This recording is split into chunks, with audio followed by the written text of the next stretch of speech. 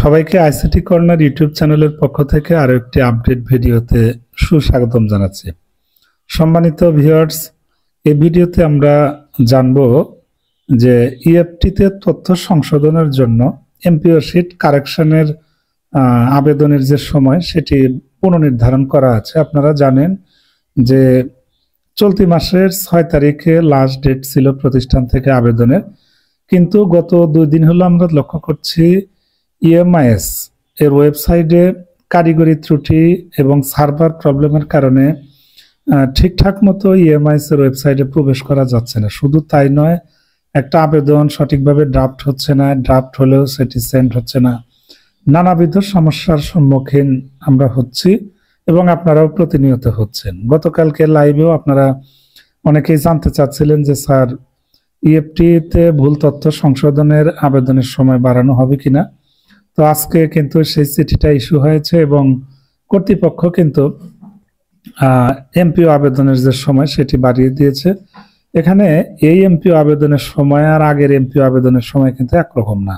মানে এমপিও আবেদনের সময়টা অন্যরকম, আর এখন যেটা আমরা করছি ইএফটি কারেকশন, এই কারেকশনের শিডিউলটাই কিন্তু সম্পূর্ণ আলাদা।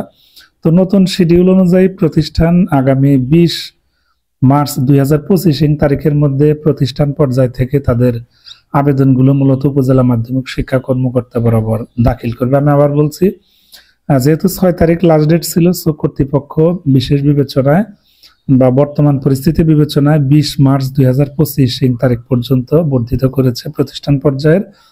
আর প্রতিষ্ঠান পর্যায়ের আবেদনগুলো যখন আপনারা 20 তারিখের মধ্যে পাঠাবেন, সেগুলো 30 তারিখের মধ্যে উপজেলাতে মূলত যাচাই বাছাই হবে। উপজেলা মাধ্যমিক শিক্ষা কর্মকর্তা সেগুলো আবার জেলায় পাঠাবেন। জেলা ফাইলগুলো মূলত 10 এপ্রিল 2025 তারিখের মধ্যে নিষ্পত্তি করবে।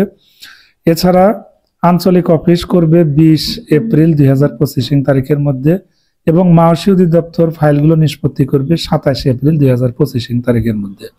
তো মোটামুটি এটাই হচ্ছে শিডিউল। আমি আবার বলছি, প্রতিষ্ঠানের সর্বশেষ সময় হচ্ছে 20/3/25, উপজেলার সর্বশেষ সময় 30/3, জেলার সর্বশেষ সময় 10/4/25, আঞ্চলিকের সর্বশেষ সময় 20/4/25 এবং মাওসী অধিদপ্তরের সর্বশেষ সময় 27/4/2025। যাই হোক, কর্তৃপক্ষকে ধন্যবাদ জানাই যে তারা সময়টা বর্ধিত করেছে। খুবই ভালো লাগলো, কারণ সার্ভার ত্রুটির কারণে অনেক শিক্ষক কর্মচারী তাদের ইএফটি কারেকশনের আবেদন অনলাইনে দিতে পারছে না। নানাবিধ সমস্যায় কিন্তু তারা মুখোমুখি হচ্ছে।